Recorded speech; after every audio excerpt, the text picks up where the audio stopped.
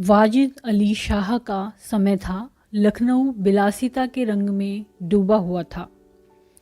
छोटे बड़े, गरीब अमीर सभी विलासिता में डूबे हुए थे। कोई नृत्य और गान की मजलिस सजाता था तो कोई अफीम की पीनक की मजे में लेता था।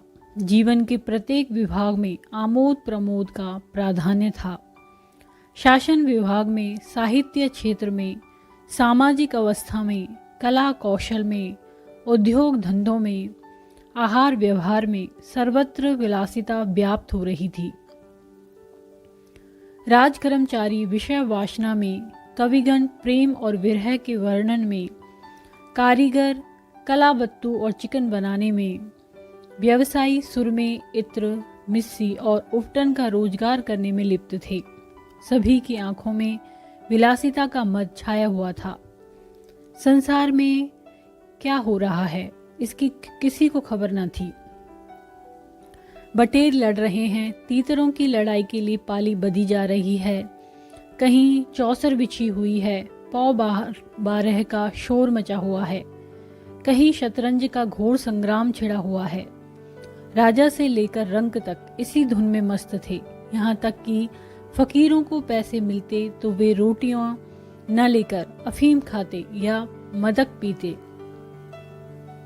शतरंज, ताश, गंजीफा खेलने से बुद्धि तीव्र होती है, विचार शक्ति का विकास होता है, पेचीदा मसलों को सुलझाने की आदत पड़ती है।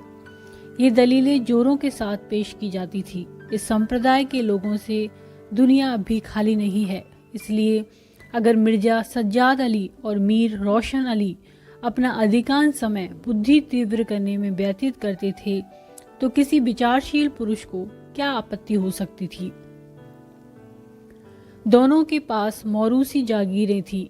जीविका की कोई चिंता न थी कि घर में बैठे चखौतियां करते थे। आखिर और करते ही क्या। प्रातः काल दोनों मित्र नाश्ता करके बिसात बिछाकर बैठ जाते, मोहरे सज जाते और लड़ाई के दांव पेच होने लगते। फिर खबर न होती थी कि कब दोपहर हुई, कब तीसरा पहर, कब शाम। घर के भीतर से बार बार बुलावा आता कि खाना तैयार है। यहाँ से जवाब मिलता, चलो आते हैं, दस्तरख्वान बिछाओ। यहाँ तक कि बावर्ची विवश होकर ही कमरे ही में खाना रख जाता था और दोनों मित्र दोनों काम साथ साथ करते थे। मिर्जा सज्जाद अली के घर में कोई बड़ा बूढ़ा न था, इसलिए उन्हीं के दीवान खाने में बाजियां होती थी। मगर यह बात न थी मिर्जा के घर के और लोग उनसे इस व्यवहार से खुश हों। घर वालों का तो कहना ही क्या, मोहल्ले वाले, घर के नौकर चाकर तक नित्य द्वेषपूर्ण टिप्पणियां किया करते। बड़ा मनहूस खेल है, घर को तबाह कर देता है, खुदा न करे किसी को इसकी चाट पड़े। आदमी दीन दुनिया किसी के काम का नहीं रहता, न घर का न घाट का। बुरा रोग है। यहाँ तक कि मिर्जा की बेगम साहिबा को इससे इतना द्वेष था कि अवसर खोज खोज कर पति को लताड़ती थी, पर उन्हें इसका अवसर मुश्किल से मिलता था। वह सोती रहती थी, तब तक बाजी बिछ जाती थी और रात को जब सो जाती थी तब कहीं मिर्जा जी घर में आते थे। हाँ, नौकरों पर वह अपना गुस्सा उतारती रहती थी। क्या पान मांगे हैं, कह दो, आकर ले जाएं। खाने की फुर्सत नहीं है, ले जाकर खाना सिर पर पटक दो, खाएं चाहे कुत्ते को खिलाएं। पर रूबरू वह भी कुछ न कह सकती थी। उनको अपने पति से उतना मलाल न था जितना मीर साहब से। उन्होंने उनका नाम मीर बिगाड़ू रख छोड़ा था। शायद मिर्जा जी अपनी सफाई देने के लिए सारा इल्जाम मीर साहब के ही सर थोप देते थे। एक दिन बेगम साहिबा के सिर में दर्द होने लगा। उन्होंने लौंडी से कहा, जाकर मिर्जा साहब को बुला लो, किसी हकीम के यहाँ से दवा लाएं। दौड़ जल्दी कर। लौंडी गई तो मिर्जा जी ने कहा, चल अभी आते हैं। बेगम साहबा का मिजाज गर्म था। इतनी ताप कहाँ कि उनके सिर में दर्द हो और पति शतरंज खेलता रहे। चेहरा सुर्ख हो गया। लौंडी से कहा, जाकर कह अभी चलिए, नहीं तो वह आप ही हकीम के यहाँ चली जाएंगी। मिर्जा जी बड़ी दिलचस्प बाजी खेल रहे थे। 2 ही किस्तों में मीर साहब की मात हुई जाती थी। झुंझलाकर बोले, क्या ऐसा दम लबों पर है? जरा सब्र नहीं होता? मीर, अरे तो जाकर सुन ही आइए ना, औरतें नाजुक मिजाज होती ही हैं। मिर्जा, जी हाँ, चला क्यों ना जाऊं, 2 किस्तों में आपकी मात होती है। मीर, जनाब इस भरोसे न रहिएगा, वह चाल सोची है कि आपके मोहरे धरे रहें और मात हो जाए, पर जाइए सुनाइए, क्यों खामख्वा उनका दिल दुखाइएगा। मिर्जा, इसी बात पर मात ही करके जाऊंगा। मीर, मैं खेलूंगा ही नहीं, आप जाकर सुनाइए। मिर्जा, अरे यार, जाना पड़ेगा हकीम के यहाँ, सिरदर्द खाक नहीं है, मुझे परेशान करने का बहाना है। मीर, कुछ भी हो, उनकी खातिर तो करनी ही पड़ेगी। मिर्जा, अच्छा एक चाल और चल दूं? मीर, हरगिज नहीं, जब तक आप सुन न आएंगे मैं मोहरे में हाथ ही न लगाऊंगा। मिर्जा साहब मजबूर होकर अंदर गए तो बेगम साहिबा ने त्योरियां बदलकर लेकिन कराहते हुए कहा, तुम्हें निगोड़ी शतरंज जितनी प्यारी है, चाहे कोई मर ही जाए पर उठने का नाम ही नहीं लेते। नौज कोई तुम जैसा आदमी हो। मिर्जा, क्या कहूँ, मीर साहबा मानते ही न थे, बड़ी मुश्किल से पीछा छुड़ा कर आया हूँ। बेगम, क्या जैसे वह खुद निखट्टू हैं वैसे ही सबको समझते हैं? उनके भी तो बाल बच्चे हैं, यह सबका सफाया कर डाला। मिर्जा, बड़ा लती आदमी है, जब आ जाता है तब मजबूर होकर मुझे भी खेलना पड़ता है। बेगम, दुत्कार क्यों नहीं देते? मिर्जा, बराबर के आदमी हैं, उम्र में दर्जे में मुझसे 2 अंगुल ऊंचे, मुलाहिजा करना ही पड़ता है। बेगम, तो मैं ही दुत्कारे देती हूँ, नाराज हो जाएंगे तो हो जाएं, कौन किसी की रोटियां चला देता है। रानी रूठेगी, अपना सुहाग लेगी। हरिया जा, बाहर से शतरंज उठा ला, मीर साहब से कहना मियाँ आप न खेलेंगे, आप तशरीफ ले जाइए। मिर्जा, हाँ हाँ, कहीं ऐसा गजब भी ना करना, जलील करना चाहती हो क्या? ठहर हरिया, कहाँ जाती है? बेगम, जाने क्यों नहीं देते, मेरा ही खून पिए जो उसे रोके। अच्छा, उसे रोका, मुझे रोको तो जानूं। यह कहकर बेगम साहिबा झल्लाई हुई दीवान खाने की तरफ चली। मिर्जा बेचारे का रंग उड़ गया, बीबी की मिन्नतें करने लगे, खुदा के लिए तुम्हें हजरत हुसैन की कसम है, मेरी ही मैयत देखे जो उधर जाए। लेकिन बेगम ने एक न मानी। दीवान खाने के द्वार तक गई, पर एकाएक पर पुरुष के सामने जाते हुए पांव बंधे से गए। भीतर झांका, संयोग से कमरा खाली था। मीर साहब ने 2-1 मोहरे इधर उधर कर दिए और अपनी सफाई जताने के लिए बाहर टहल रहे थे। फिर क्या था? बेगम ने अंदर पहुंचकर बाजी उलट दी, मोहरे कुछ तख्त के नीचे फेंक दिए, कुछ बाहर, और किवाड़ अंदर से बंद करके कुंडी लगा दी। मीर साहब दरवाजे पर थे ही मोहरे बार फेंके जाते देख चूड़ियों की झनक भी कान में पड़ी। फिर दरवाजा बंद हुआ तो समझ गए बेगम साहिबा बिगड़ गई, चुपके से घर की राह ली। मिर्जा ने कहा, तुमने गजब किया बेगम, अब मीर साहब इधर आए तो खड़े खड़े निकलवा दूंगी। इतनी लौ खुदा से लगाते तो बली हो जाते। आप तो शतरंज खेलें और मैं यहाँ चूल्हे चक्की की फिक्र में सिर खपाऊं। जाते हो हकीम साहब के यहाँ कि अब भी तामूल है? मिर्जा घर से निकले तो हकीम के घर जाने के बदले मीर साहब के घर पहुंचे और सारा वृतांत कहा। मीर साहब बोले, मैंने तो जब मोहरे बाहर आते देखे तभी ताड़ गया, फौरन भागा। बड़ी गुस्से पर मालूम होती हैं, मगर आपने उन्हें यूं सिर चढ़ा रखा है, यह मुनासिब नहीं। उन्हें इससे क्या मतलब कि आप बाहर क्या करते हैं? घर का इंतजाम करना उनका काम है, दूसरी बातों से उन्हें क्या सरोकार। मिर्जा, खैर ये तो बताइए अब कहाँ जमाव होगा? मीर, इसका क्या गम है, इतना बड़ा घर पड़ा हुआ है, बस यहीं जमे। मिर्जा, लेकिन बेगम साहिबा को कैसे मनाऊंगा? घर पर बैठा रहता था तब तो वह इतना बिगड़ती थी, यहाँ बैठक होगी तो शायद जिंदा न छोड़ेगी। मीर, अजीब बकने भी दीजिए, 2-4 रोज में आप ही ठीक हो जाएंगी। हाँ, आप इतना कीजिए कि आज से जरा तन जाइए। मीर साहब की बेगम किसी अज्ञात कारण से मीर साहब का घर से दूर रहना ही उपयुक्त समझती थी, इसलिए वह उनके शतरंज प्रेम की कभी आलोचना न करती थी, बल्कि कभी कभी मीर साहब को देर हो जाती तो याद दिला देती थी।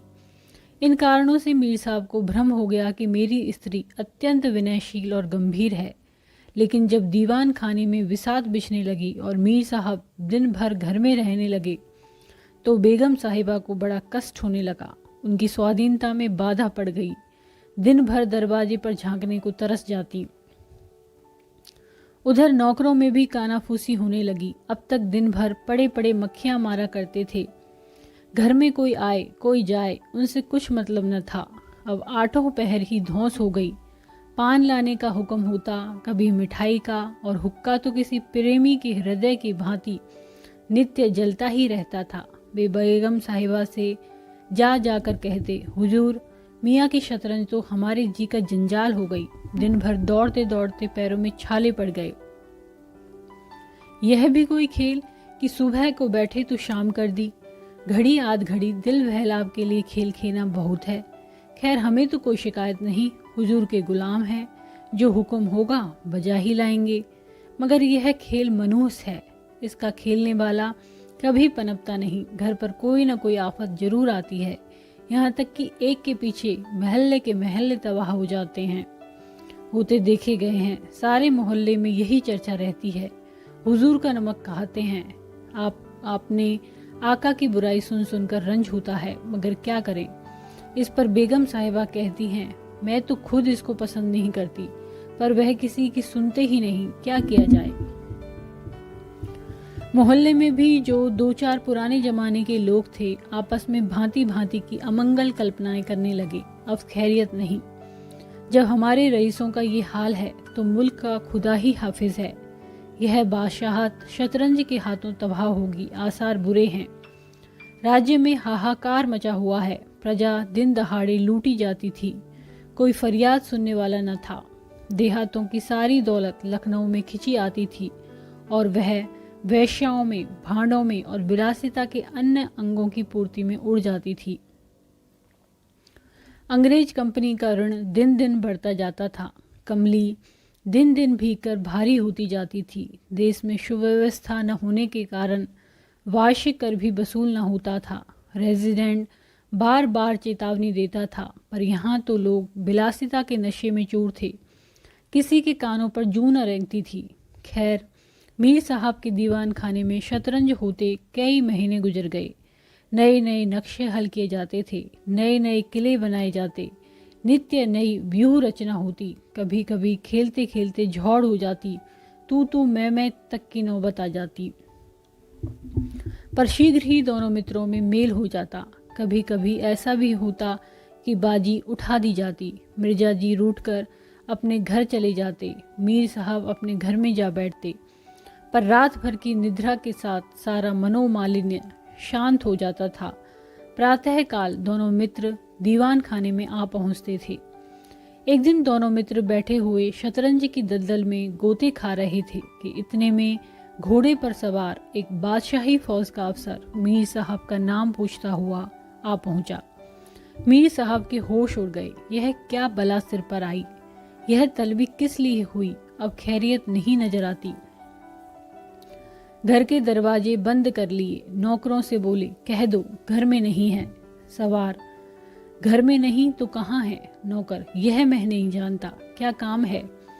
सवार, काम तुझे क्या बताऊंगा, हुजूर में तलबी है, शायद फौज के लिए कुछ सिपाही मांगे गए हैं। जागीरदार हैं कि दिल लगी। मोर्चे पर जाना पड़ेगा तो आटे दाल का भाव मालूम हो जाएगा। नौकर, अच्छा तो जाइए, कह दिया जाएगा। सवार, कहने की बात नहीं है, मैं कल खुद आऊंगा, साथ ले जाने का हुक्म हुआ है। सवार चला गया। मीर साहब की आत्मा कांप उठी। मिर्जा जी से बोले, कहिए जनाब, अब क्या होगा। मिर्जा जी, बड़ी मुसीबत है, कहीं मेरी तलबी भी न हो। मीर, कमबख्त कल फिर आने को कह गया है। मिर्जा, आफत है और क्या, कहीं मोर्चे पर जाना पड़ा तो बेमौत मरे। मीर, बस यही एक तदबीर है कि घर पर मिलो ही नहीं, कल से गोमती पर कहीं वीराने में नक्शा जमे, वहां किसे खबर होगी, हजरत आकर आप लौट जाएंगे। मिर्जा, वल्लाह आपको खूब सूझी, इसके सिवाय और कोई तदबीर ही नहीं है। इधर मीर साहब की बेगम उस सवार से कह रही थी, तुमने खूब धता बताया। उसने जवाब दिया, ऐसे गावदियों को तो चुटकियों पर नचाता हूँ, इनकी सारी अक्ल और हिम्मत तो शतरंज ने चर ली, अब भूल कर भी घर पर न रहेंगे। दूसरे दिन से दोनों मित्र मुंह अंधेरे घर से निकल खड़े होते। बगल में एक छोटी सी दरी दबाए डिब्बे में गिलोरियां भरे गोमती पार की एक पुरानी वीरान मस्जिद में चले जाते, जिसे शायद नवाब आसफुद्दौला ने बनवाया था। रास्ते में तंबाकू, चिलम और मदरिया ले लेते और मस्जिद में पहुंच दरी बिछा हुक्का भरकर शतरंज खेलने बैठ जाते। फिर उन्हें दीन दुनिया की फिक्र न रहती थी। किश्त, शय आदि दो एक शब्दों के सिवा उनके मुंह से और कोई वाक्य नहीं निकलता था। कोई योगी भी समाधि में इतना एकाग्र न होता होगा। दोपहर को जब भूख मालूम होती तो दोनों मित्र किसी नानबाई की दुकान पर जाकर खाना खाते और एक चिलम हुक्का पीकर फिर संग्राम क्षेत्र में डट जाते। कभी कभी तो उन्हें भोजन का भी ख्याल न रहता था। इधर देश की राजनीतिक दशा भयंकर होती जा रही थी। कंपनी की फौजें लखनऊ की तरफ बढ़ी चली आती थी। शहर में हलचल मची हुई थी। लोग बाल बच्चों को लेकर देहातों में भाग रहे थे, पर हमारे दोनों खिलाड़ियों को इनकी जरा भी फिक्र न थी। वे घर से आते तो गलियों में होकर डर था कि कहीं किसी बादशाही मुलाजिम की निगाह न पड़ जाए जो बेकार में पकड़े जाएं। हजारों रुपए सालाना की जागीर मुफ्त ही हजम करना चाहते थे। एक दिन दोनों मित्र मस्जिद के खंडहर में बैठे हुए शतरंज खेल रहे थे। मिर्जा की बाजी कुछ कमजोर थी। मीर साहब उन्हें किस्त पर किस्त दे रहे थे। इतने में कंपनी के सैनिक आते हुए दिखाई दिए। वह गोरों की फौज थी जो लखनऊ पर अधिकार जमाने के लिए आ रही थी। मीर साहब बोले, अंग्रेजी फौज आ रही है, खुदा खैर करे। मिर्जा, आने दीजिए, किश्त बचाइए, यह है किश्त। मीर, जरा देखना चाहिए, यहीं आड़ में खड़े हो जाएं। मिर्जा, देख लीजिएगा, जल्दी क्या है, फिर किस्त। मीर, तोप खाना भी है, कोई 5,000 आदमी होंगे, कैसे कैसे जवान हैं, लाल बंदरों के से मुंह, सूरत देखकर खौफ मालूम होता है। मिर्जा, जनाब हीले न कीजिए, ये चकमे किसी और को दीजिएगा, यह है किश्त। मीर, आप भी अजीब आदमी हैं, यहाँ तो शहर पर आफत आई हुई है और आपको किश्त की सूझी है। कुछ इसकी भी खबर है कि शहर घिर गया तो घर कैसे चलेंगे। मिर्जा, जब घर चलने का वक्त आएगा तो देखा जाएगा, यह है किश्त। बस अब की शह में मार। फौज निकल गई। 10 बजे का समय था। फिर बाजी बिछ गई। मिर्जा, आज खाने की कैसे ठहरेगी। मीर, अजी आज तो रोजा है, क्या आपको ज़्यादा भूख मालूम होती है। मिर्जा, जी नहीं, शहर में न जाने क्या हो रहा है। मीर, शहर में कुछ न हो रहा होगा, लोग खाना खाकर आराम से सो रहे होंगे। हुजूर, नवाब साहब भी ऐशगाह में होंगे। दोनों सज्जन फिर जो खेलने बैठे तो 3 बज गए। अब की मिर्जा जी की बाजी कमजोर थी। 4 का गजर बज ही रहा था कि फौज की वापसी की आहट मिली। नवाब वाजिद अली पकड़ लिए गए थे और सेना उन्हें किसी अज्ञात स्थान को लिए जा रही थी। शहर में न कोई हलचल थी, न मार काट। एक बूंद भी खून नहीं गिरा था। आज तक किसी स्वाधीन देश के राजा की पराजय इतनी शांति से इस तरह खून बहे बिना न हुई होगी। यह वह अहिंसा न थी जिस पर देवगण प्रसन्न होते हैं। यह वह कायरपन था जिस पर बड़े बड़े कायर भी आंसू बहाते हैं। अवध के विशाल देश का नवाब बंदी चला जाता था और लखनऊ ऐश की नींद में मस्त था। यह राजनीतिक अधःपतन की चरम सीमा थी। मिर्जा ने कहा, हुजूर, नवाब साहब को जालिमों ने कैद कर लिया है। मीर, होगा, यह लीजिए शह। मिर्जा, जनाब जरा ठहरिए, इस वक्त इधर तबीयत नहीं लगती। बेचारे नवाब साहब इस वक्त खून के आंसू रो रहे होंगे। मीर, रोया ही चाहें, यह ऐश वहाँ कहाँ नसीब होगा, यह किश्त। मिर्जा, किसी के दिन बराबर नहीं जाते, कितनी दर्दनाक हालत है। मीर, हाँ सो तो है ही, यह लो फिर किश्त। बस अब की किश्त में मात है, बच नहीं सकते। मिर्जा, खुदा की कसम, आप बड़े बेदर्द हैं, इतना बड़ा हादसा देखकर भी आपको दुख नहीं होता। हाय गरीब वाजिद अली शाह। मीर, पहले अपने बादशाह को तो बचाइए, फिर नवाब साहब का मातम कीजिएगा, यह किश्त और यह मात। लाना हाथ।